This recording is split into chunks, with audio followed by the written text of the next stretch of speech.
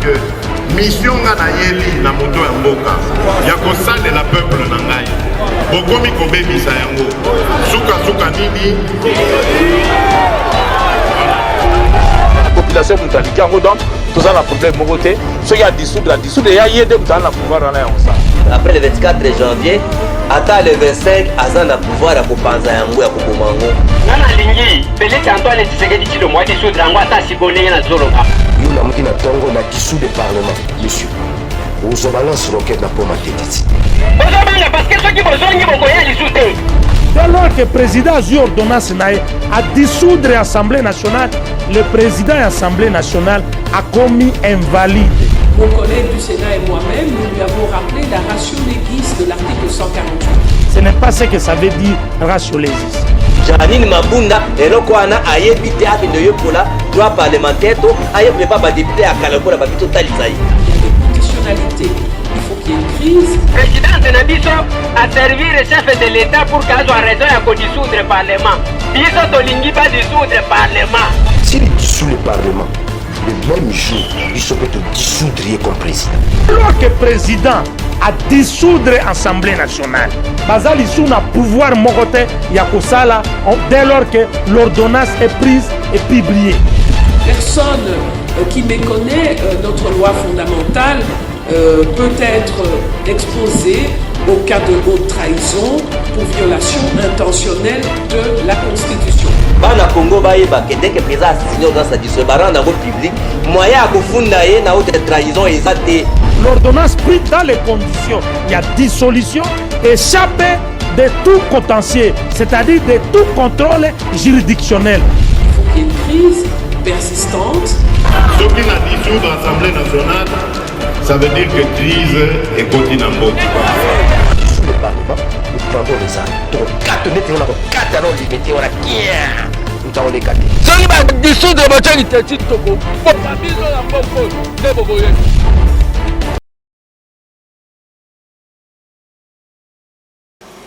Botika ngai nazwela bino docteur Kabe juste quelques minutes na plateau oyo pour na tobeta moi masolo mais sinon il faut qu'on yebisa bao que monsieur Tambwe azongi michopo ekobima l'ignorance mais nous allons comprendre parce que faute il y a vrai il faut qu'on se contenter na obo komon mais batuna kabiso. Merci Nabande Kolanga tout. C'est l'heure de la vérité. Docteur Kabe. Oui. Bonjour maman.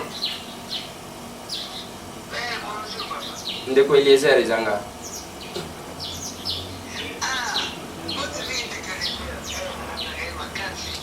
Merci beaucoup maman. Témoignage ni aux anango par rapport à docteur Kabe. Namoni numéro na yo Isaiah France, c'est ça?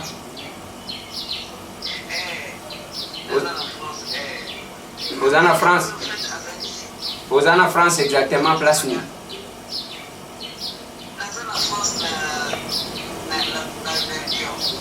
Ok. Problème mes amis maman.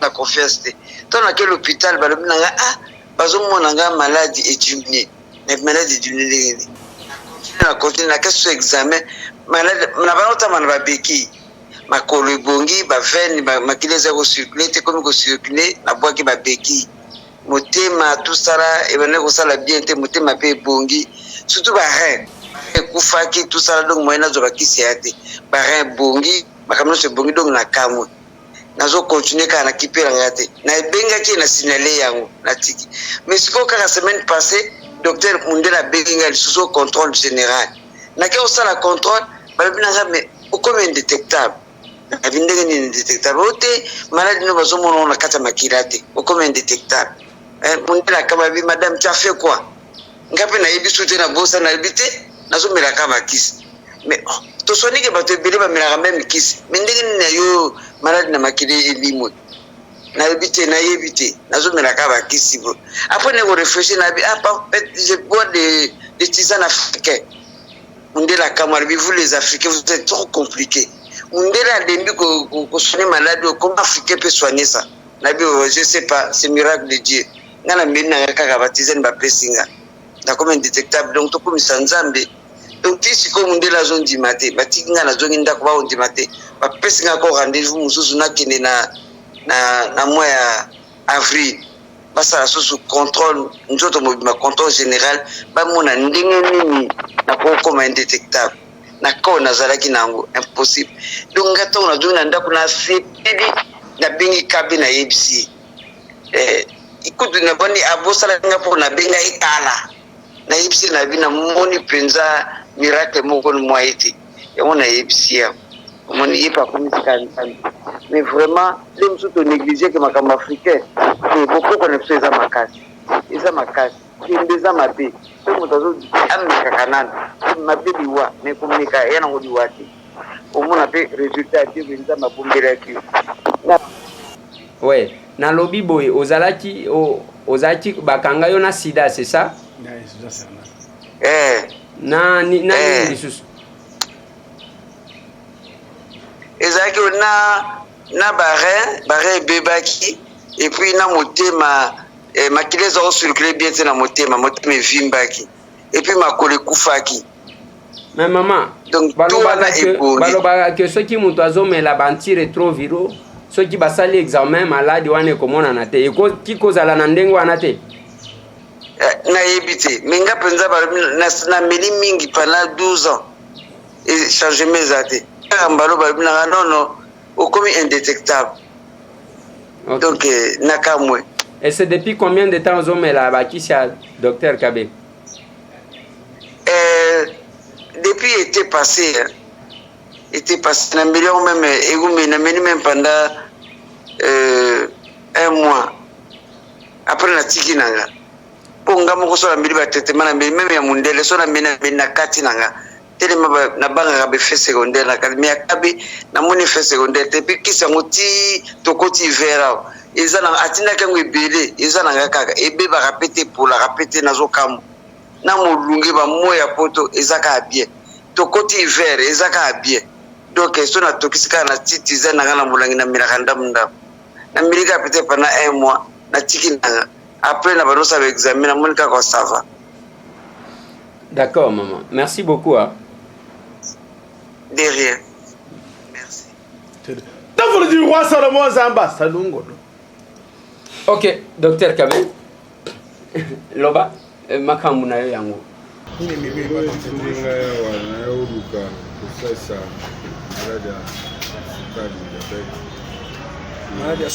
Maladie ya sukali. Esali yoni. So yo uti na Allemagne na kati Allemagne batraité yo teka omoni ke awa nde guérison koza batota nga na yo komeka kotala chance na yo komeka mais namoni déjà mwa évolution na yo komeka kotala batota ngai. So maladi yana ezio panda combien de temps? bayi na ne so ntango okomi pa docteur Kabé, ça fait d'ailleurs combien de semaines, combien de mois? 9 jours. 9 jours. Maintenant, on a 6 n'a été.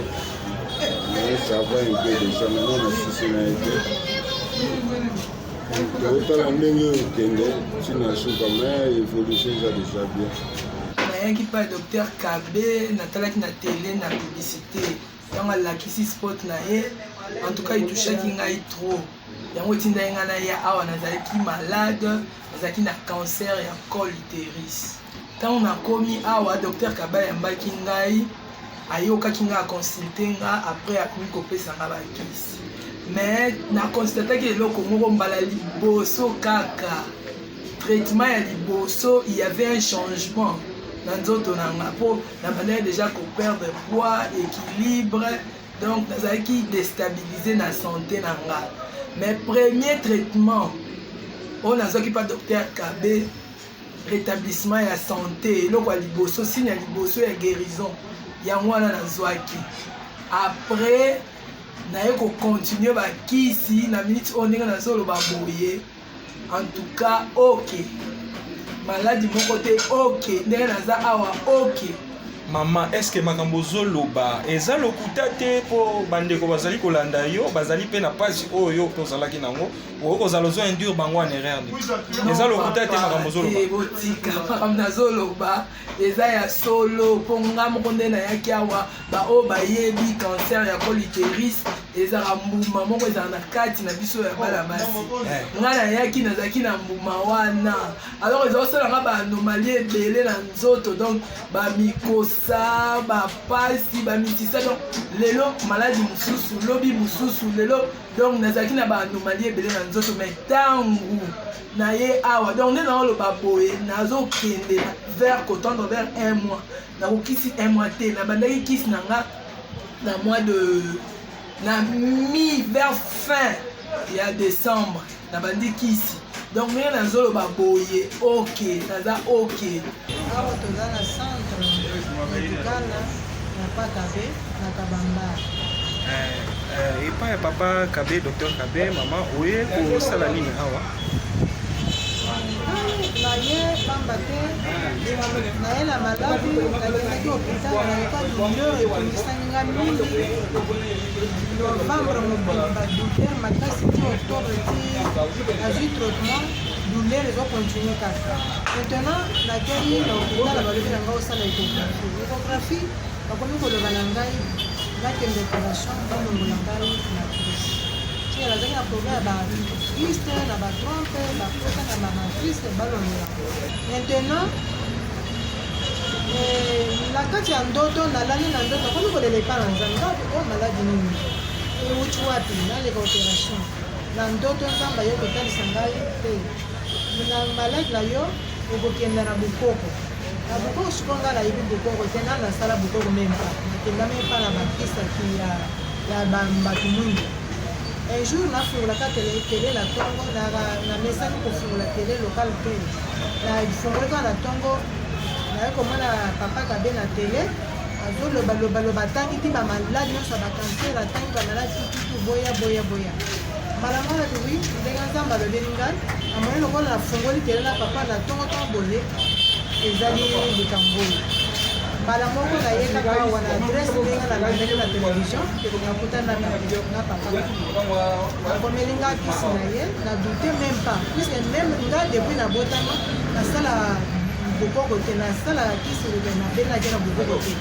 maintenant alobika mbala moko kote mpe efumbani lokola namonaki na ndoto akomeli nga bakisi na ye nakomi kolanda mais ya maintenant tokokozala 2 semaines sikoyo mama ntango olandi bakisi yango eloko nini oremarke mpona maladi na yo na nzoto na mama nalandi bakisi wana eloko ya liboso na remarke puisque nabanda komema même pas 5 kilo ya 5 litre ya bidon ya mai maintenant namoni un jour nasombi bale oyo ya mai ezala kilo 1 kilo wana 4 manzanza namemi depuis ipene ti ndako ndenge nakiti nazomema yango na maboko nakomisi nayoki changement douleur ndenge par rapport ndenge nayaki douleur changement ezali makasi nde eloko na remarke sikoyo osali mikolo boni mpona kozwa kisi yango oyo oyoka badouleur nyonso ekende nakokoloba bena nasali même pas 2 semaines nazwi kisi soki 3 fois siko mama estce makambo ozoloba eza ya solo to apesi yo mbongo mpo oloba makambo par rapport ndenge nayokaki douleur na ndenge nazokomona sikoyo nazoloba tete naoloba na ndenge nazoyoka ndenge changement ezokota bon ngai mpenza nazalaki na problème moko na bavoi urinaire nakei mpenza nazalaki na dentiste na Saint-Joseph balobi eza insuffisance rénale nazomona pasi vraiment mpona kosuba kolala na ngai ezalaki vraiment difficile kosuba soki osubi ozoyoka masuba mosusu ondire ezosila te epuis il faut tindika yango avant masuba wana eya na sele il faut oyoka baefe moko boye mpe baforte douleur po obimisa yango mais nayaki awa epa docteur Kabe nazalaki awa lobi apesi nga kisi wana lobi komela kaka namelaki yango lobi wana naye kolamuka lelo namoni baefe nyonso na bandai koyoka ekei na sentir mpe na nzoto ke nazongi mpenza en bon état yango naye kopesa ye merci akontinue kotraite baoyo mpe baza na baproblème oyo insuffisance rénale obanga okende Chine okende kodepanse bambongo ebele yaka komona docteur Kabe elongo na nzambe kozala geri eloko nayebisaka yo ndeko Eliezer merci député national eza mosala biso bomesana toyebisaka bato mutu na mosala na ye mutu na domaine na ye otie ya ngai ali nakotia ye nanu panse de kota papa mosala nyonso tout il faut témoignage ezala soki témoignage eza te eza lukuta en tant que généraliste professionnel en médecine naturelle nazo dénoncer bongo naza sûr nayebisaka bato boye tya tembe tya musapi et puis botambola bosuki eza te ke docteur Kabe asekusaka ebembe te papa soko yoki bien te nasekusaka bibembe te message eza moko eza ke soki ozobela oye tokosenga nzambe oyo asali moto na mokili akoyede yo mais soki oyoki bien te kende osambela oyoki mama ndenge auti kodénoncer message de la force problème etali ya insuffisance rénale et puis na VH mais oyoki ameli produit pendant un mois à se retrouver ndeko Eliezer mama aza na Lyon na France mais ngai nana moni epete eza makambo moko ezosalama télévision eza radio te okoyoka radio moko elobaki bo wana radio trottoir ndeko mpe lisusu oyo awutaki mpe lisusu na Dallas aza mare mais alobi boye nakopesa mwana adénonce message eza boni ndeko nayebisaka bino temple naza mpona bahémoroïde te maladie incurable cela veut dire oyo omelaka bakisi changement ezalaka te mama andimi mpona koya na mboka ya ngai nabengaka yango esobe na se ya nzete aye akutana temple na se ya nzete eloko ezolekela ngai ndeko Eliezer mama wana na mutu na ye suki ezalaka te suki eza te azalaki libanze yakina ekoti na mutu mama mulengole nano ekoti te papa ekoti mwaye na longola yango eza te nazo banga mutu na ngai kobi eske eza lokola ya mobali ezalaki maladie cancer te ezalaki problème ya spirituel encore bongo parce que et puis na syphilis oyo okataka ba nani eza ba infection chronique oyo ekataka ba nani basuki na mutu azalaki na mutu libanzi ndeko Eliezer et puis asali plus de 40 ans bizolo oyo ozana yango wana ndeko Eliezer bazoleza yango na bato mosusu ndeko Eliezer mama kolela boye tongo pourquoi bizolo ebimaka te na miso basala examen maladi eza te mais eza problème spirituel nalobi mamu boye na kombu ya nzambe oza guéri na minute oyo ndeko Eliezer pas même des semaines mama bizoli ezobima na miso suki ebotami na mitu na mutu e yango nde nazodénonce message boza na bamaladi moko compliqué papa tokotika bino te mama olobi boye papa na ngai bokanga ta elonge mais mwana na ngai aloba ngai ezopesa ngai moyen ya koexplike bato eza te yango nde omoni mwana na ye wana toma alobi oyo mpe lisusu ndeko na ngai ya mobali oyo merci bandeko ya Allemagne temple du roi Salomon nzambe asali ngolo ndeko nayebisaki bino boye affrontement yo na maladi ngai na nzete bozala makasi aye na problème ya diabète ça fait plus de 2 ans ndeko wana se retrouvé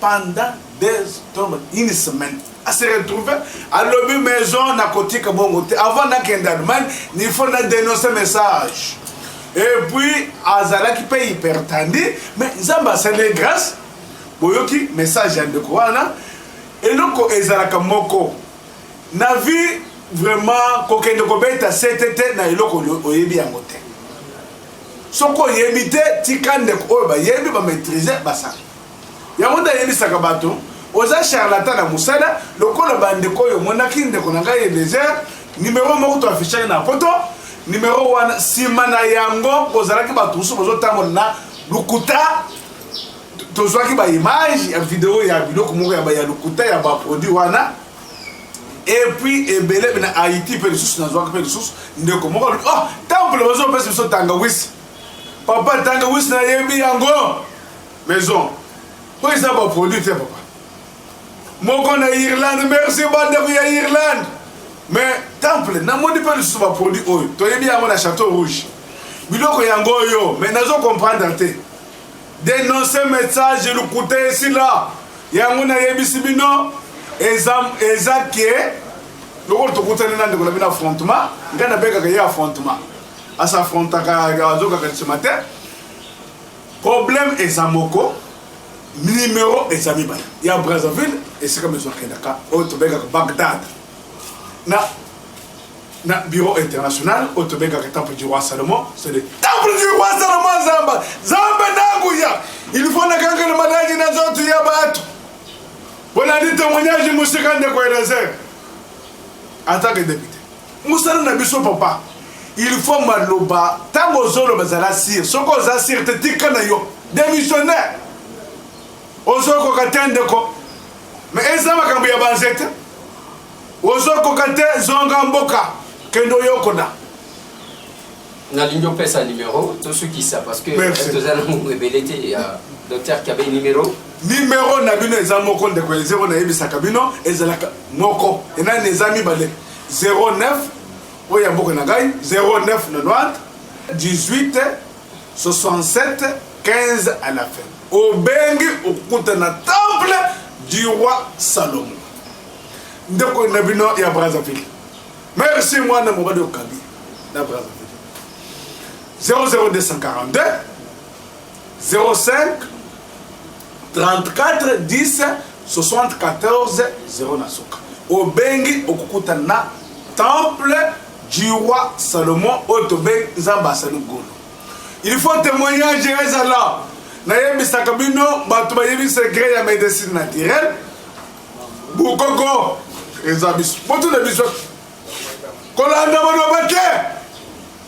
Merci docteur Kabe, merci Mutuna Mutwazana Musala Naye. Je pense que wana eza docteur Kabe falaki aloba oyo amoni oyo ya batu bolandi pe témoignage ya batu nyonso ngana loba kana batu Mutuna Mutu azana domaine naye ndenge ozomona docteur Kabe azana domaine naye ya banzete eza domaine akoleli na kati asali bambula ebele ndenge ozomona pe ba JFM service yepa azana agence naye eza domaine naye John Connection azana domaine naye donc Mutuna Mutu na domaine naye mongisho yeza na makambo ya loposo voilà eza ndengwana. Merci docteur Kabe. Merci de Eliezer.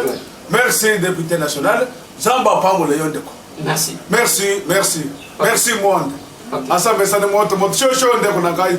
Otikale na seto nyati ndeko. Beto. Merci de Eliezer. Soki na komo mona que mission nga na yeli na moto ya mboka ya kosalela peuple na ngai. Bokomi kobebisa yango. Suka nini? Population mutaliki yango donc toza na problème moko te soki ya dissoudre ya ye nde mutu aza na pouvoir wana yango sa. Après le 24 janvier ata le 25 aza na pouvoir ya kopanza yango ya koboma yango. Nana lingi pelete Antoine Tshisekedi tshilo mwa dissoudre yango ata sibonenge na zoloba. Yo na muti na tongo na dissoudre parlement monsieur.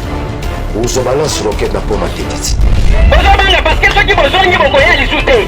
Dès lors que le président a eu ordonnance à dissoudre l'Assemblée nationale, le président de l'Assemblée nationale a commis invalide. Mon collègue du Sénat et moi-même, nous lui avons rappelé la ratio légis de l'article 148. Ce n'est pas ce que ça veut dire ratio légis. Janine Mabunda eloko wana ayebi te akende yokola droit parlementaire to ayebi pas ba député à Kalakola ba bito talisaï. Conditionnalité. Il faut qu'il y ait une crise. Président Nabiso a servi le chef de l'État pour qu'il soit raison de dissoudre le Parlement. Biso tolingi pas dissoudre le Parlement. S'il dissout le Parlement, le même jour, il se peut te dissoudre comme président. Alors que le président a dissoudre l'Assemblée nationale, Bazali sous na pouvoir mokote Yakosala dès lors que l'ordonnance est prise et publiée. Personne qui méconnaît notre loi fondamentale peut être exposé au cas de haute trahison pour violation intentionnelle de la Constitution. Bana Congo bayeba que dès que le président a signé dans sa discussion dans le public, moyen à kufunda ye na haute trahison exacté. L'ordonnance prise dans les conditions, il y a dissolution, échappée de tout contentieux, c'est-à-dire de tout contrôle juridictionnel. Il faut qu'il y ait une crise persistante. Ce qui n'a dissoudre l'Assemblée nationale, ça veut dire que crise est continue. Sous le Parlement, nous prendrons les armes. Donc, 4 mètres, on a 4 alors les métiers, on a nous allons les 4. soki badissoudre botya liteti toko bokabiso na mboko nde boboye